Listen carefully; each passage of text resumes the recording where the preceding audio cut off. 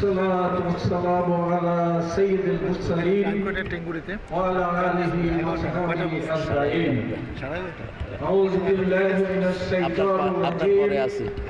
بسم الله الرحمن الرحيم. الذين إن مكناهم في الأرض أقاموا الصلاة وآتوا الزكاة وآمروا بالمعروف ونهوا عن المنكر. صدق الله العظيم. Jamshid বাইতুল রহমত জামে মসজিদ এবং যুব সমাজের উদ্যোগে আয়োজিত সিরাতুন নবী সাল্লাল্লাহু আলাইহি ওয়াসাল্লাম মাহফিলের সম্মানিত সভাপতি, আজকের অনুষ্ঠানের প্রধান বক্তা আমার খুবই প্রিয় মানুষ মাওলানা তারিক মনোয়ার উপস্থিত আছেন। সবারের গণমানুষের নেতা জনাব আজকের অনুষ্ঠানের প্রধান অতিথি জনাব ডাক্তার সালাউদ্দিন বাবু ভাই উপস্থিত, সবার পৌরসভার 3 নম্বর ওয়ার্ডের সাবেক কমিশনার এবং প্যানেল চেয়ারম্যান আমার ছোট ভাই সহ জনাব খুরশেদ আলম, জনাব আনিসুর রহমান সহ সভাগত মুসল্লি ভাইয়েরা, আসসালামু আলাইকুম ওয়া রাহমাতুল্লাহি ওয়া বারাকাতুহু। আমি শুরুতে সে মহান আল্লাহ সুবহানাহু ওয়া তাআলার দরবারে কালিমাতুল শুকরিয়া আদায় করছি যে আজকে বাংলাদেশের 5ই আগস্টের দিনে এমনি একটি ওপেন প্রোগ্রামে বক্তব্য রাখার সুযোগ পেয়েছে যে মহান রব্বুল আলামিন এই সুযোগটা এনে দিলেন। সেই মহান রব্বুল আলামিনের প্রতি লাখো কোটি শুকরিয়া। আমরা সবাই বলি আলহামদুলিল্লাহ।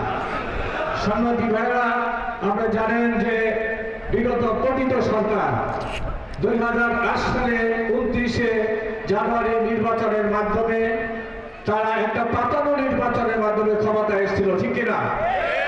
তারা সেই সময় সেনা সমর্থিত সরকারকে নিরাপদে প্রস্থানের সুযোগ দিয়ে পাতানো একটা নির্বাচনের মাধ্যমে ক্ষমতায় আসে। তাদের ওয়াদা ছিল 10 টাকা কেজি চাল দেব, বাড়ি বাড়ি চাকরি দিব, বলেছিল না? আমরা গত 15.5 বছরে কি দেখলাম? 16 থেকে ঘরে ঘরে চাকরি দেয় নাই, ঘরে ঘরে মামলা ঢুকিয়ে দিয়েছিল, ঘরে ঘরে লাশ উপহার দিয়েছিল, সন্ত্রাসের রাজত্ব কায়েম করেছিল, দুর্নীতিতে বিশ্ব চ্যাম্পিয়ন হয়েছিল, ঠিক না বলেন? 16 থেকে সুতরাং যে মহান রব্বুল আলামিন আমাদেরকে এই 19 আগস্টে আসছে যে বৈষম্যবিরোধী ছাত্রদের আন্দোলনের ফলে যে দ্বিতীয় বিজয় স্বাধীনতা অর্জন হয়েছে, আমি এর জন্য আবারও আল্লাহর শুকরিয়া জ্ঞাপন করছি আলহামদুলিল্লাহ। এবং যারা তাদের বুকে তাজা রক্ত দিয়ে রাজপথকে রঞ্জিত করে স্বাধীনতা এনে দিয়েছেন, আমরা তাদেরকে জাতির বীর শ্রেষ্ঠ হিসেবে ঘোষণা করছি।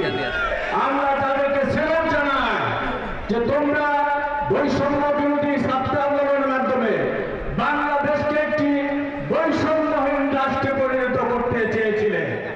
আমরা এমন একটি বাংলাদেশ দেখতে চাই যেখানে কোনো বৈষম্য থাকবে না। আমরা একটা এমন বাংলাদেশ দেখতে চাই যেটা হবে মানবিক বাংলাদেশ, যেখানে সকলের অধিকার থাকবে, কারো অধিকার ক্ষুণ্ণ হবে না। আমরা এমন একটি বাংলাদেশ দেখতে চাই যে বাংলাদেশে ধর্ম নিয়ে সংখ্যালঘু এবং সংখ্যাগুরুর যে একটি স্লোগান দিয়ে শেখ হাসিনা হিন্দুদের মাথায় তিলক লেগে দিয়েছিল, আমরা এটা বিশ্বাস করি না। আমরা বিশ্বাস করি বাংলাদেশে যারা জন্মগ্রহণ করেছে তারাই বাংলাদেশের নাগরিক এবং তাদের বাংলাদেশের যে মৌলিক চাহিদা সকল নাগরিক অধিকার তাদের জন্য নিশ্চিত করবে রাষ্ট্র। সম্মানিত ভাইয়েরা, আমি আপনাদের সামনে কোরআনের পাঠ থেকে একটা আয়াত তেলাওয়াত করেছি, এটার অর্থ বলে আমি শেষ করব।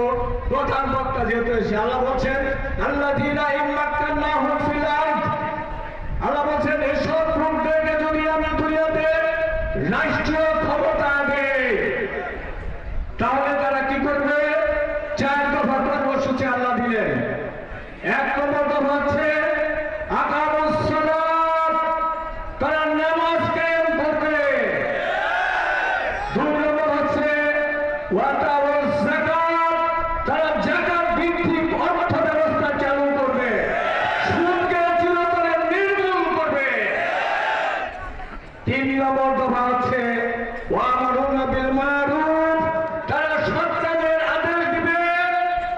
তানহাউনা আনিল মুনকার, অসৎ কাজে মানুষকে বিরত রাখবে।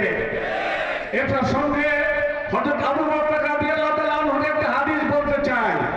হযরত আবু বকর রাদিয়াল্লাহু তাআলা বলছেন, আমি আল্লাহর রাসূলকে একথা বলতে শুনেছি, তিনি বলেছেন যে মানুষের অবস্থা যখন এমন পর্যায়ে পৌঁছে যাবে, যখন মানুষ জুলুম করবে, মানুষ তার সাথে অন্যায়টা সংঘটিত হবে, মানুষ তা পরিবর্তনের চেষ্টা করবে না।